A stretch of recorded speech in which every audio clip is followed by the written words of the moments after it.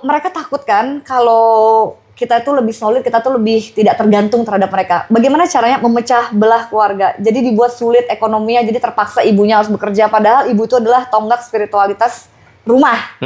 Ya, tanpa ibu, ya tanpa cinta, tanpa sisi feminim tercerai-berai itu. Ya, nah itu mereka berusaha mutus itu dulu, gitu loh. Distraksi itu dari keluarga sebenarnya. Jadi anaknya sendirian. Kalau anaknya sendirian, makin mudah disusupi oleh pesan-pesan globalis, gitu. Dari TV, dari sosial media, betul. dari ya karena bimbingan orang tuanya nggak ada. Ayahnya sibuk cari kerja, ibunya sebagai penjaga pilar, ya juga sibuk kerja. Soalnya nggak mau ekonominya susah ya kan. Prioritas penjagaan. Kalau tidak ada COVID, tidak ada the Great Awakening, guys. Ingat aja kayak gitu, ya. COVID itu membuat kita tuh belajar. COVID itu membuat kita tuh akhirnya berpikir jadi turning point bahwa ternyata ini semua ada industri, ya. Dari satu itu aja deh. Oh ini industri ternyata. Ada apa lagi ya selain industri farmasi ya? Oh ternyata ada industri ini. Oh ada industri ini. Wah ternyata semuanya ada benang merahnya gitu loh.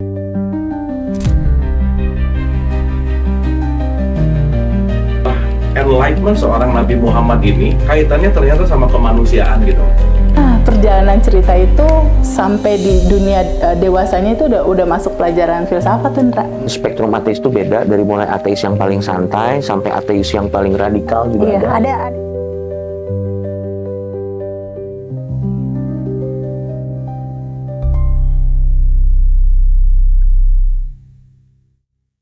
Nah ini Chef, menurut Anda apakah elit dunia memang sengaja menciptakan distraksi agar manusia tidak pernah punya waktu untuk mengenali dirinya sendiri? 100% ya, 1000% ya. 1000%. Bahkan distraksi itu macam-macam ya, dari entertainment, dari mulai keluarga, dari mulai alkohol, dari mulai semuanya deh. Distraksi dimulai dari keluarga sih. Dimulai dari keluarga. Sebagai bagian dari program CIA ya kan, bahwa perempuan itu harusnya bekerja kayak gitu loh, supaya mereka bisa nge-taxin lagi. Mereka takut kan kalau kita itu lebih solid, kita tuh lebih tidak tergantung terhadap mereka. Bagaimana caranya memecah belah keluarga? Jadi dibuat sulit ekonominya, jadi terpaksa ibunya harus bekerja. Padahal ibu itu adalah tonggak spiritualitas rumah. Ya, tanpa ibu, ya tanpa cinta, tanpa sisi feminim tercerai-berai itu, ya. Nah itu mereka berusaha mutus itu dulu, gitu loh. Distraksi itu dari keluarga sebenarnya. Jadi anaknya sendirian. Kalau anaknya sendirian, makin mudah disusupi oleh pesan-pesan globalis, gitu. Dari TV, dari sosial media, Betul. dari ya karena bimbingan orang tuanya nggak ada. Ayahnya sibuk cari kerja, ibunya sebagai penjaga pilar, ya juga sibuk kerja. Soalnya nggak mau ekonominya susah ya kan. Jadi kerja juga gitu loh. Nah, oh iya benar juga ya, disengaja ya. Itu memang by design ya. Jadi perceraian, aborsi, terus pokoknya semua masalah dari human trafficking itu tidak akan pernah selesai sih. Karena memang mereka maunya kayak gitu. Oke. Jadi ya distraksi, apakah itu ada? Distraksi emang selalu ada sih. Makanya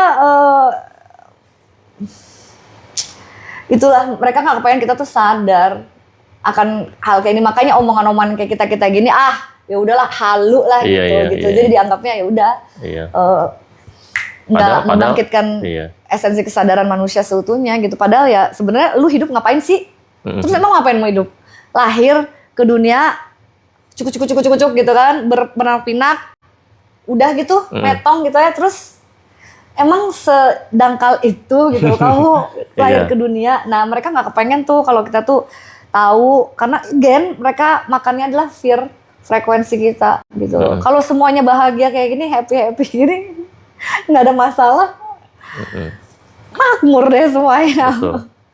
Tapi hitam sama putih itu harus berjalan berdampingan ya. Maksudnya gimana? Ya semua yang terjadi itu adalah the dark force sama the light itu, sama light itu berjalan harus berdampingan, dan Tuhan juga aware akan hal itu ya. Bahkan dalam diri kita ada sisi gelap dan sisi terangnya, itu harus berjalan berdampingan, ya kan? Tanpa kegelapan kita nggak bisa enlightenment, kita nggak bisa mengetahui apa sih ya, gimana ya? Ya tanpa kegelapan kita nggak bisa mengkoreksi, dan kita nggak bisa keluar dari shadow kita. Gitu loh. Jadi kita harus kenal dulu sama shadow kita. Kita kenal dulu trauma-trauma kita yang dilalui oleh orang tua kita, yang diwariskan oleh leluhur kita. Kita hadapi itu ya kan. kita menjadi diri sendiri, ya sekarang ini ya saya udah menjadi diri saya sendiri gitu. Bukan Citra yang dengan trauma-trauma dari orang tua lah, dari lingkungan lah, dari pasangan lah, enggak gitu loh. Nah, kenali dulu shadow-nya, berarti kan setiap individu tuh ada yang terang, ada yang hitam juga. Jadi intinya semua itu dualisme. Jadi apapun terjadi di dunia ini pun dualisme, it's okay gitu loh. There's always dark, there's always light. Akan selalu seperti itu. Iya. Tinggal pilih aja lu mau di sisi mana. Oke, kita lanjut lagi ya. Apakah manusia saat ini masih punya kemampuan berpikir sendiri atau semua sudah diarahkan lewat sistem yang tidak terlihat? Sistemnya mau membuat kita tidak melihat diri kita sendiri. Iya. Sistemnya mau mendistraksi kita. Sebenarnya semua manusia itu selalu memiliki free will. Ketika datang ke dunia ini, kita diberikan free will oleh Yang Maha Kuasa, mau jadi apa, mau menjadi seperti apa, dan mau belajar apa. Mau skenario seperti apa. Maka jalan kehidupan itu kita yang tentukan sendiri. Bukunya kan kita nulis sendiri. Betul. Jadi ya mereka itu pengennya ya nggak pengen kita tahu diri kita sendiri gitu, jauh dari diri kita. Ya udah terus aja di hamster wheel, kerja aja lu buat gua terus gitu loh. Betul. Yaudah lu jadi budak aja udah terus gitu. Yuk kasih gue uang ya kan. Iya. Lu dapat duit nih. Lu dapat duit, ya terus lu belanjain lagi buat gue. Ya lu spend lagi duitnya buat gue. Dengan pajak dan inflasi dan segala macam ya, betul. Ya lucu ya, aneh ya sebenarnya. Cuma ya memang gitulah hidup. Tapi ya, karena kita udah terlahir di sini, dunia ini notabene ya kita hidup dan bernapas seperti ini ya. Nggak bisa dihindarin sih. Nggak bisa. Cuma yang bisa dilakukan adalah OS-nya jadi beda aja. Mungkin dulu kita OS-nya tuh OS-nya globalis, tapi sekarang kita operating dengan sistem kesadaran kita sendiri gitu. Tetap bekerja, tetap berperilaku aktivitas sebagai manusia. Cuma ya sorry ya, Pentium gue beda nih gitu. Iya, betul. Cara berpikir gue udah beda nih. Prosesornya gitu. beda ya. Jadi kalau mau dimanipulasi agak susah nih sama mereka, betul, ya kan? Betul. Iya. Jadi kalau mereka mau update software, wah nggak masuk nih gitu. Betul. Jadi itulah the glitch in the matrix, bahwa kamu tuh memang harus ketika sapi atau sheep gitu ya, domba digiring, ya sekali-kali belok gitu loh. Jangan mau digiring mulu. Oke, apakah ke depan dunia akan mengalami krisis global yang sangat parah? Jangan dong. Jangan ya. Maunya mereka begitu. Maunya mereka begitu. Mereka mau programming kita seperti itu, manifestasi seperti itu ya kan. Nggak, gue selalu berpikir ini semua akan baik. Udah gitu aja deh. Iya udah gitu aja. Ya. Karena kan mereka Karena sebenarnya di setiap masalah, di setiap krisis kan tentu ada peluang-peluang dong. Kayak waktu tahun 98 kan ada juga peluang-peluangnya meskipun banyak yang mayoritas banyak yang. Kalau tidak ada COVID, tidak ada the Great Awakening, guys. Ingat aja kayak gitu, ya. COVID itu membuat kita tuh belajar. COVID itu membuat kita tuh akhirnya berpikir jadi turning point bahwa ternyata ini semua ada industri, ya. Dari satu itu aja deh. Ini industri ternyata. Ada apa lagi ya selain industri farmasi ya? Ternyata ada industri ini. Ada industri ini. Ternyata semuanya ada benang merahnya gitu loh. Dari COVID kita belajar itu. Jadi tidak semuanya itu selalu buruk gitu. Semuanya belajar sih. Iya. Terus sekarang banyak yang bicara tentang vibrasi dan energi, tapi di sisi lain orang-orang makin mudah marah dan terpecah. Apakah kesadaran kolektif kita ke depan benar-benar naik? Berarti belum selesai sama dirinya. Karena sebenarnya kalau kamu belum selesai itu, kamu tuh nggak perlu marah karena kamu tuh nggak berhubungan dengan ego lagi. It's all about ego kan, ya kan? Kalau masih gampang tertrigger, berarti belum selesai sama dirinya dan masih perlu validasi eksternal. Sebenarnya nggak perlu. Kalau orang udah selesai aja. Nggak perlu apa-apa, ya kan? Ya nggak perlu ada validasi, nggak perlu ada pengakuan dari pihak manapun gitu loh. Jadi ya berarti belum selesai. Oke. Selesaiin dulu 3 cakra bawahnya tuh, ya kan? Selesaiin dulu itu survival mode-nya, ya kan? Seperti apa? Shadow walk-nya diselesain dulu, hadapi aja semuanya. Iya, oke. Kalau semua sistem dunia ternyata palsu, ekonomi, pendidikan, bahkan spiritualitas, apa arti hidup sadar bagi Chef Citra? Ulangi lagi, coba. Sorry. Kalau semua sistem dunia ternyata palsu, misalkan kayak ekonomi, pendidikan, bahkan spiritualitas, apa arti hidup sadar bagi Chef Citra? Nggak perlu sistem itu semuanya. Nggak perlu ya? Sistem itu adalah diri kita sendiri, ya kan? Itu kan eksternal. Again, semua itu adalah liberasi atau kebebasan terhadap diri sendiri aja. Kita nggak perlu itu. Mau itu palsu, ya... Bodo amat.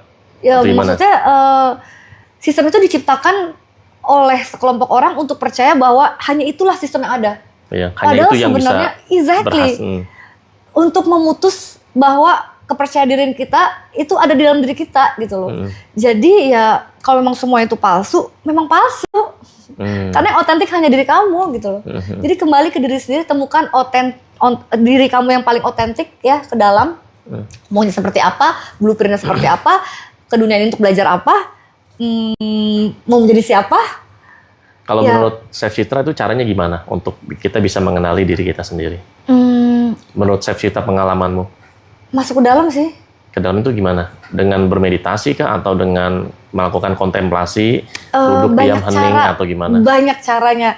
Untuk berbicara sama diri sendiri itu banyak banget sih caranya. Salah satunya adalah menciptakan suasana hening. Karena dunia terlalu bising sih. Kita terlalu banyak mendengar, kebanyakan ngedenger ya. Kita lupa bahwa kita punya suara hati yang perlu didengarkan. Nah itu, suara itu yang harus kamu dengerin. Karena itu adalah kompas diri masing-masing.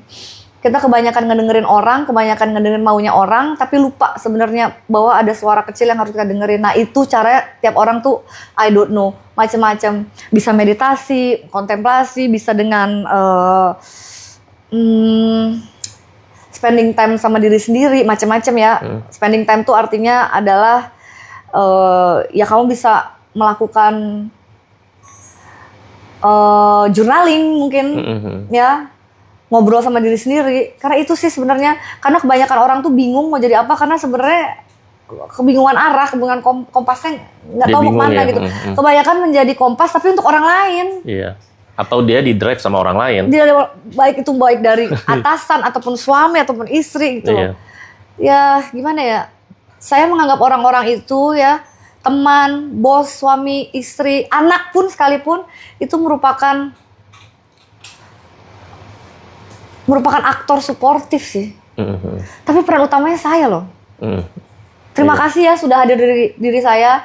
Terima kasih kepada anak-anakku udah hadir di hidup saya. Karena dengan mereka aku jadi belajar mirroring diri aku, apa yang perlu aku koreksi. Karena biasanya trigger itu datang ketika kita perlu mengoreksi sesuatu. Ya, anak itu kadang-kadang men-trigger kita banget. Nah, terima kasih ya kepada mungkin ada mantan istri atau mantan suami ya menjadi aktor suportif kehidupan aku gitu loh, untuk menjadikan aku sekarang. Nah, tapi aktor utamanya tetap kalian loh.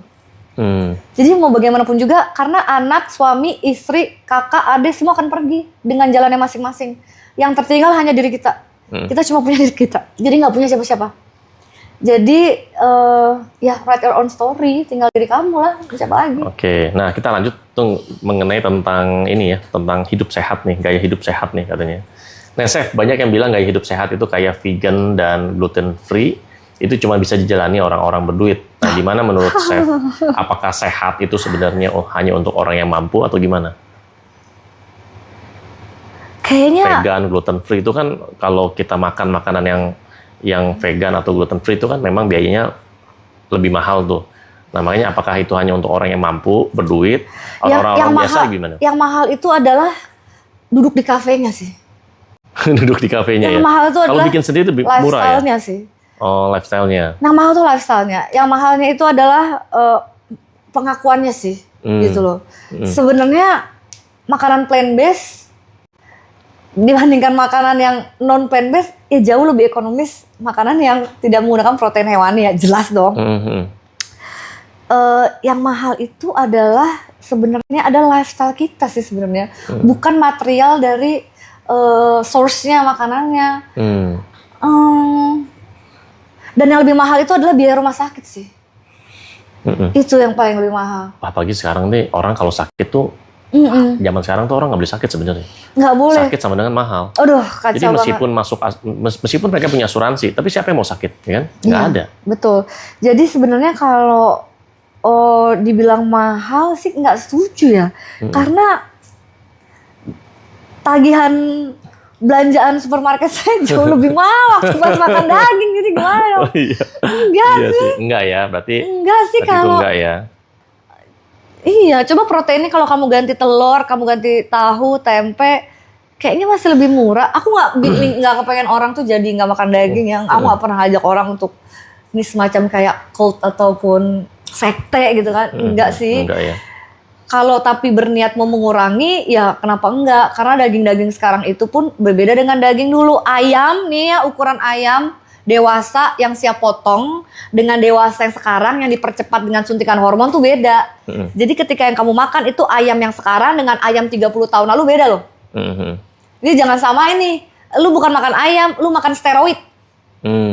Ya, jadi kalau misalnya kalian mau Steroid mengurangi bentuknya ayam, bikin gede ya, bikin bebek gitu ya kan.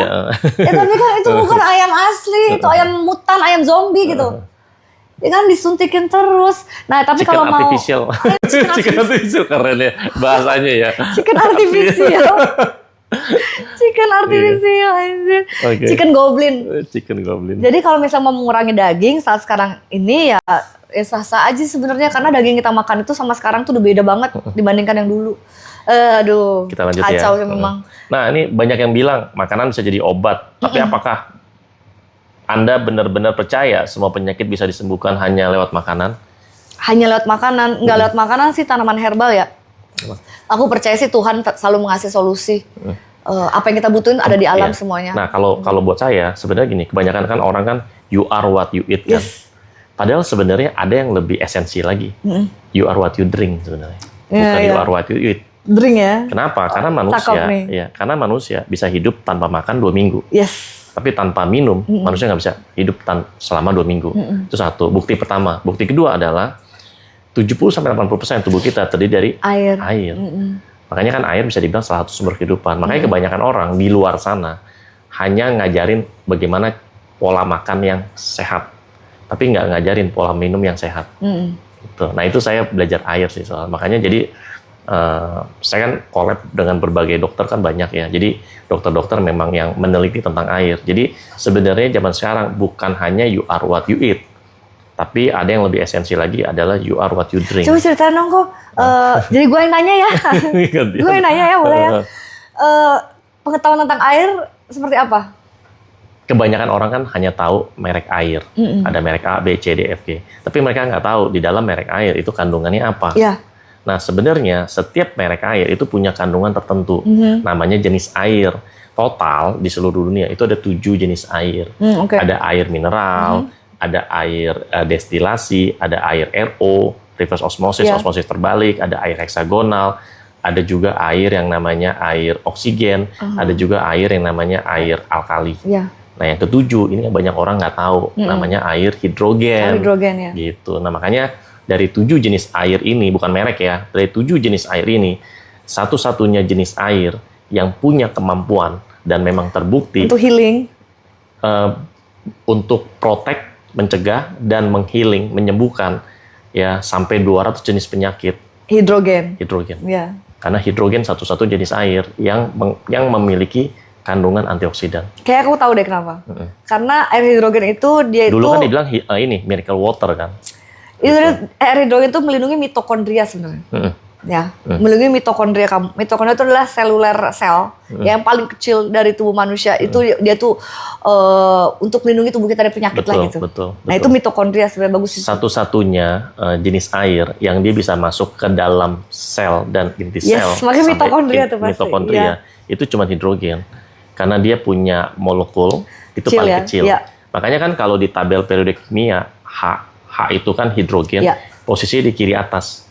Nah, kenapa dia di kiri atas? Karena dia unsurnya paling kecil dan paling ringan sealam semesta. Sebenarnya orang zaman dulu itu kan umurnya lebih panjang. Kenapa? Karena di sekitar kita itu ada hidrogennya sebenarnya. Ada hidrogennya, tapi karena terkontaminasi dengan polusi udara, akhirnya sengaja kayaknya polusi udaranya juga kayak diracun juga nih, sengaja nih. Bahkan kita punya tubuh kita itu bisa menghasilkan hidrogen. Gitu, usus kita tuh ada bisa menghasilkan hidrogen, cuman udah nggak bisa zaman sekarang. Makanya zaman sekarang umur manusia itu makin pendek kan. Orang kena dulu ya 20-30 tahun yang lalu orang kena kanker itu jarang, dan kebanyakan orang tua yang kena kanker. Sekarang dari anak kecil sampai orang dewasa itu orang kena kanker udah kayaknya biasa, kanker, diabetes banyak. Konspirasi lagi nih, ya kan? Konspirasi lagi nih emang. Kita di sini di negara kita orang sakit itu dipelihara. Nah, memang disengaja banyak sakit. Karena orang sakit sama dengan konsumen. Iya, soalnya kalau udah sehat nggak profit jadinya. Ya kan, kalau sehat semua gitu. Ya. Oke, kita lanjut lagi ya. Gulung tikar deh. Betul. Nggak cuan deh. Banyak yang bilang makanan, tadi udah ya. Nah, bagaimana yang dimaksud dengan vibrasi dan energi dalam makanan? Tadi udah dibahas ya. Hah? Bagaimana yang dimaksud dengan vibrasi dan energi dalam makanan? Karena kan dari binatang-binatang yang dimatikan atau dibunuh itu kan sebenarnya dibikin takut dulu, akhirnya vibrasi negatifnya low. Fear ya kan, Iya, dia terjebak dalam fear juga, pain. Ya jadi itu yang kamu makan sih sebenarnya. Oke.